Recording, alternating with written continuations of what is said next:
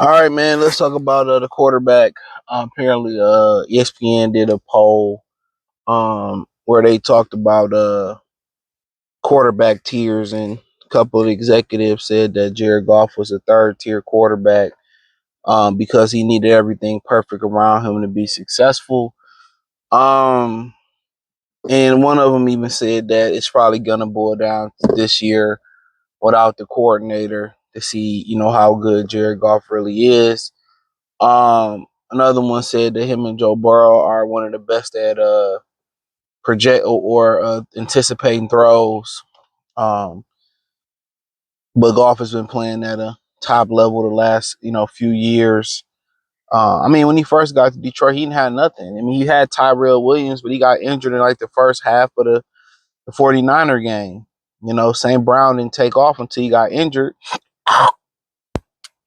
And Tim Boyle and him hit it off. And then, when Goff came back, St. Brown still ain't never looked back. I mean, he gonna be fighting against that, but my thing is this: if Josh Allen has some talent, he probably would have won a Super Bowl or two.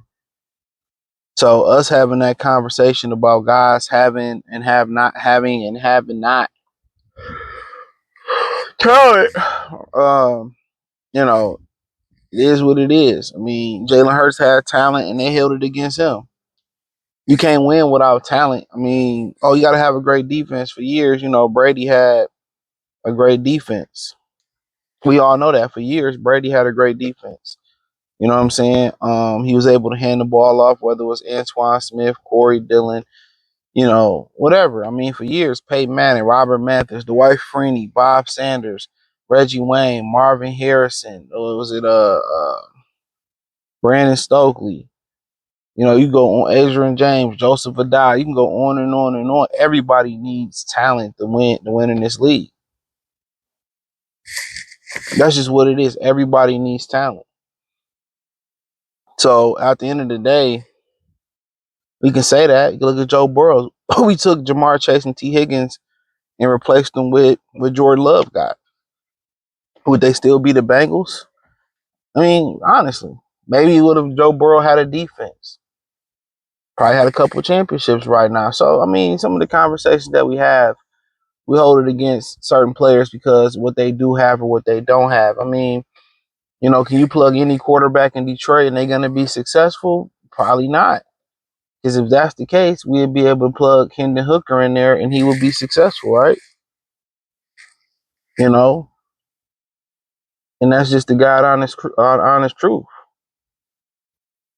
In my opinion, that's the God honest truth. You can't just the quarterback position is tough to play. Excuse me, my hair itching.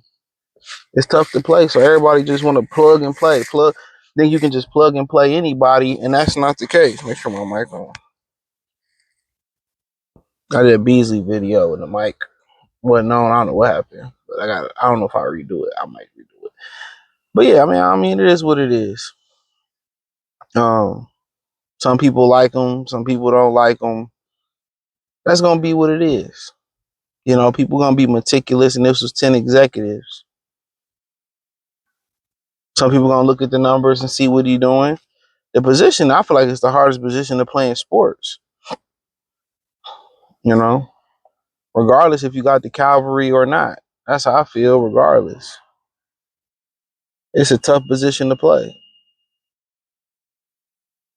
And the way he go through his progressions and what he do, now he getting to 3 and 4, he progressing the way he throwing the ball. I mean, yeah, we'd love for him to be able to improvise a little bit more and throw on the move and pick up more first downs with his feet, but that's not his game. You got to understand, he came to a franchise who didn't win anything. The quarterbacks hadn't won a playoff game since Eric Kramer, who was the backup, won the playoff game, and he won. He's winning. He's winning. He's throwing a lot of poisonous darts out there. I mean, he's hitting people in stride. He may not have the best D ball in the game, but it's not bad. I mean, when he going down the field, I mean, just him and JMO is just where it's missing at, and they started to hit last year. The ball in Chicago, the ball in Washington.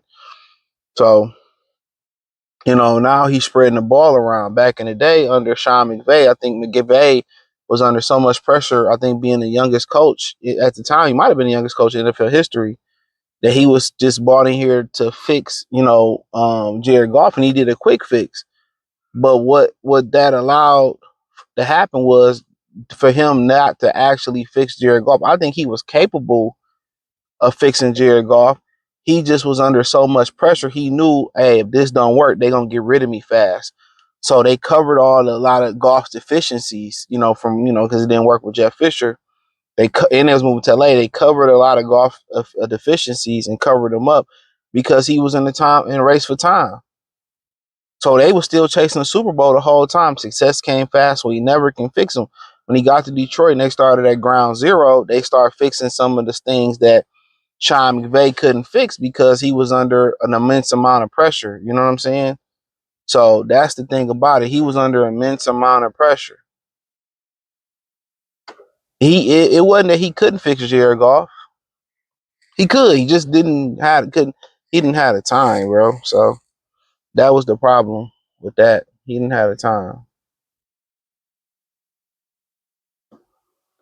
He didn't have the time. So, but honestly, probably one of the worst things he thought can happen to his life is one of the better things happen to his life. Coming here, start off from ground zero. You know what I'm saying? Learn to go through progressions, and they built the offense around him. So now the guy that helped build the offense is John Morton, probably seeing some things like, hey, look, we could change it. But you got to change things in this league. These teams, they game plan for you. And that's one thing you're going to miss about Ben Johnson that we don't know if we're going to get from John Morton. Ben Johnson game plan changed every week. They did something different. Like he customized every week. And that's what I liked about Ben Johnson is that he brought something different every week. You know what I'm saying? So you didn't know what they was going to do. They had some things that was the staple of their offense, but they had some wrinkles in here. So hopefully John Morton is the same way. It just wasn't cookie cutter. But it is what it is. But I mean, you know, everybody, even if he win it, look at Jalen Hurts. He won it and it's still, oh, it wasn't him. Okay, go get Carson Wentz and put him back in that position in Philly. Does Philly win a championship last year? No. You'll put Dak over there, probably still wouldn't win it. Yeah, that was a shot fired. But hey, thumbs up the video, share the video, subscribe to the channel, check out Detroit Lions Talk playlist, hit the link tree, find me on X, Instagram, Spotify, Anchor, Cash App, Venmo, PayPal, Amazon, Kick, Twitch, wherever I'm producing that, you'll find it inside the link tree. Peace.